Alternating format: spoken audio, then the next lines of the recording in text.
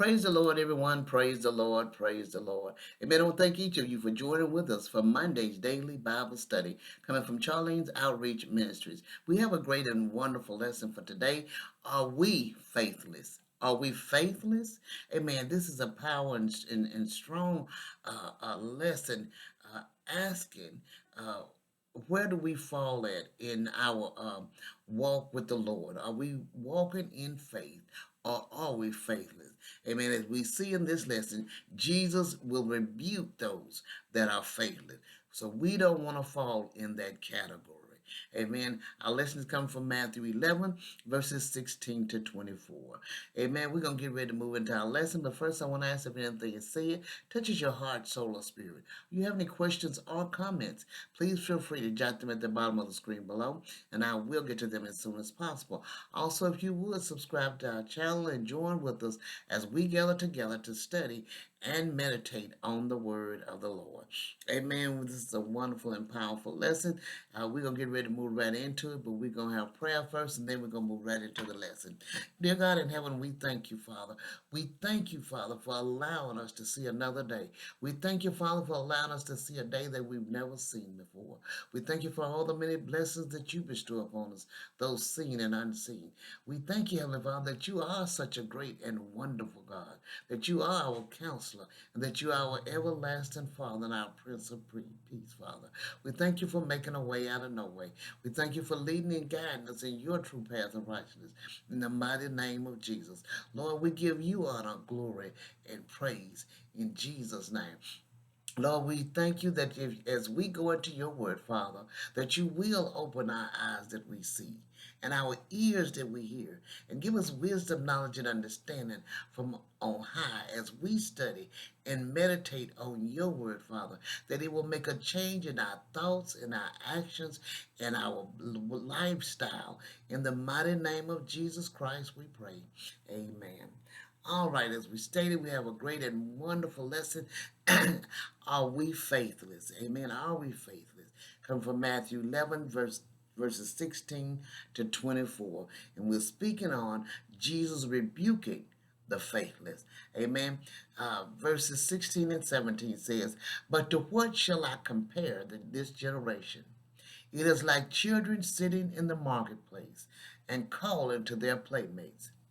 We played the flute for you, and you did not dance. We sang a dirge, and you did not mourn."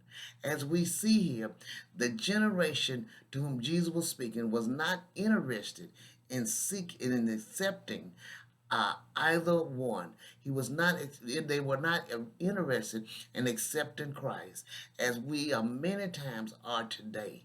Amen. The Jews who were privileged to see the advent of their Messiah King had no relish for him or his forerunner.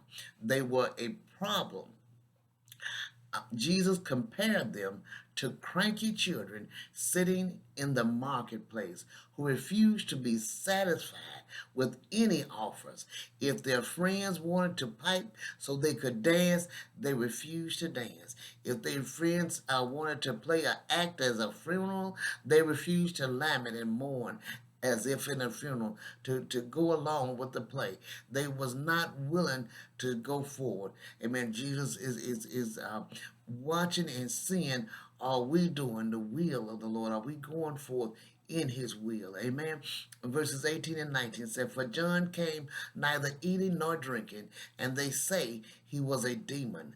The Son of Man came eating and drinking, and they say, look at him, a glutton and a drunkard, a friend of tax collectors and sinners. Yet wisdom is satisfied by her deeds." As we know, as we realize many times, people are never satisfied no matter what you do. Whatever situation that comes up, it's the opposite that they cling to. Amen. Whatever you say is right, then they feel is wrong. If you say it's wrong, they feel it's right. Amen. It is never, people can many times are never satisfied. And this is what Jesus is saying about the ones that was faithful. They were not walking in faith. They were not willing to walk in the manner in which Jesus was Christ himself was trying to lead them. Amen. As we see, John came as an eccentric, characterized by or suggesting the practice of severe self-discipline and abstention from all forms of indulgence, typically for religious reasons, and the Jews accused him of being demon-possessed. The Son of Man, on the other hand, ate and drank in a normal manner. If John's asceticism made them uncomfortable, asceticism made them uncomfortable, then they surely would be pleased with Jesus' more ordinary eating habits. But no, they call him a glutton, a drunkard, a friend of tax collectors and sinners. Of course, Jesus never ate or drank to excess. Their charge was a total fabrication. It is true that he was a friend of tax collectors and sinners, but not in the way they meant. He befriended sinners in order to save them from their sins, but he never shared or approved of their sins. Amen. It says, we see, but wisdom is justified by her children. The Lord Jesus, of course, is wisdom personified. 1 Corinthians 1 and 30. Though unbelieving men might slander him, he is vindicated in his works and in the lives of his followers. Though the mass of the Jews might refuse to acknowledge him as Messiah King, his transformation of his devoted disciples would. Amen. Woe to the unrepentant sinners, cities in verses 20 and 21. It says, then he began to denounce the cities where most of his mighty works had been done because they did not repent. Woe to you, Chorazin! Woe to you, Bethsaida! For if the mighty works done in you had been done in Tyre and Sidon, they would have repented long ago in sackcloth and ashes. Amen.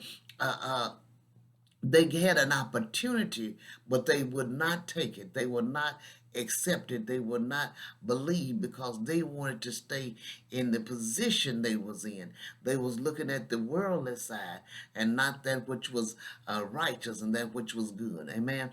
As we see, as the woes on the unrepentant cities of Galilee. Great privilege brings great responsibilities. No cities were ever more privileged than Chorazin, Bethsaida, or Capernaum. The incarnate Son of God had walked their dusty lanes, taught their favorite people, and performed most of his mighty works within their walls. In the face of this overwhelming evidence, they had stubbornly refused to repent. They stubbornly refused to change. Little wonder then that the Lord should pronounce the most solemn doom upon them because they did not and was not willing to change. Are we willing to change? Are we willing to follow his will and his words? Amen. He began with Chorazin and Bethsaida. These cities had heard the gracious entreaties of their Savior God, yet willfully turned him away. His mind reverted to the cities of Tyre and Sidon, which had fallen under the judgment of God because of their adultery and wickedness. If they had been privileged to see the miracles of Jesus, they would have humbled themselves in deepest repentance. In the day of judgment, therefore, Tyre and Sidon would fare better than Chorazin and Bethsaida. Verses 22 to 24 says, but I tell you, it will be more bearable on the day of judgment for Tyre and Sidon than for you. And you, Capernaum, will you be exalted to heaven? You will be brought down to Hades. For if the mighty works done in you had been done in Sodom, it would have remained until this day. But I tell you that it will be more tolerable on the day of judgment for the land of Sodom than for you. As we know the words, it will be more tolerable in the day of judgment. indicate and shows us that there will be degrees of punishment in hell, just as there will be degrees of reward in heaven. 1 Corinthians 3:12 to 15. And the single sin that consigns men to hell is refusal to submit to Jesus Christ. John 3 and 36b. But the depths of suffering in hell is conditional on the privileges spawned and the sins indulged in. As we see, few cities had been as favored as Capernaum. It became Jesus' hometown after his rejection at Nazareth, Matthew 9 and 1, and Mark 2 1 to 12. And some of his most extraordinary miracles, inferable evidence of his messiahship, were performed there. Had vile Sodom, the capital of homosexuality, been so privileged, it would have repented and been spared. But Capernaum privileges was greater. Its people should have repented and gladly acknowledged the Lord. But Capernaum missed its day of opportunity. Sodom's sins of perversion was great, but no sin is greater than Capernaum's rejection of the Holy Son of God. That is the most worst sin that you can commit, is to reject God, to reject Christ as your Lord and Savior. This dooms you to hell with no other choice. Amen.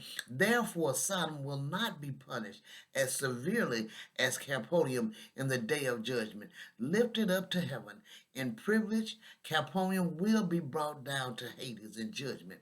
If this is true of Capernaum, how much truer of places where Bibles abound, where the gospel is broadcast, and where few, if any, are without excuse. Speaking of our life, we have Bibles all over the places. There's no place that you can turn in the United States that there's not a Bible, that we don't have opportunity to read and to study our word, but we turn it aside.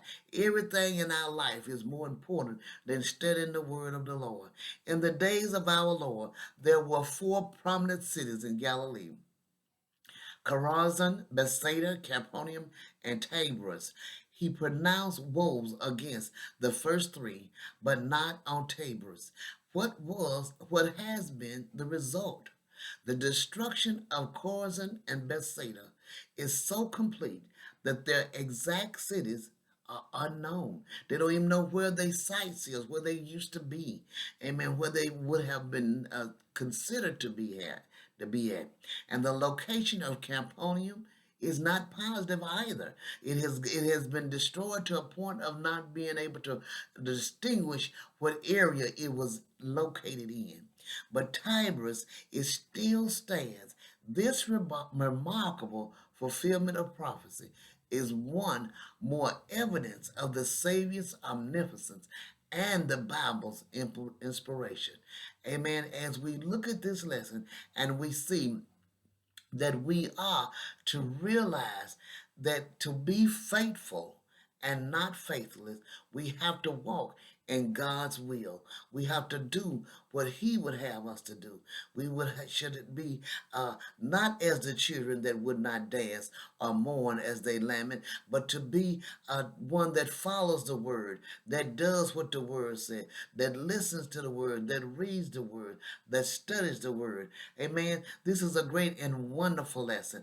I pray you meditate on this lesson and have a wonderful and blessed day. God bless you.